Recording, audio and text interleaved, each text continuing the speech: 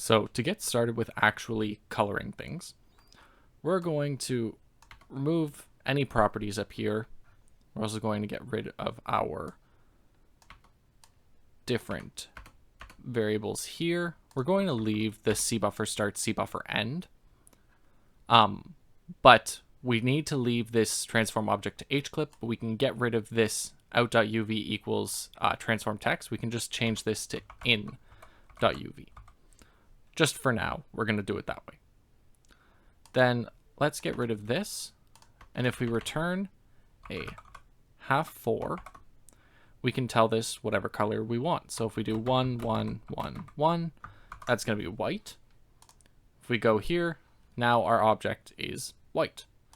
Instead, we switch this to 0, 0, 0, 1. Then our object is black. And we can do different things here. If we play around with it, we get different colors. The basics of a frag is you are telling it what to return the color, like what color it needs to return for this. So by defining it here, we have this. It's not super useful just returning a flat color, but the basics of it is this needs to return something, and it has to be a half 4.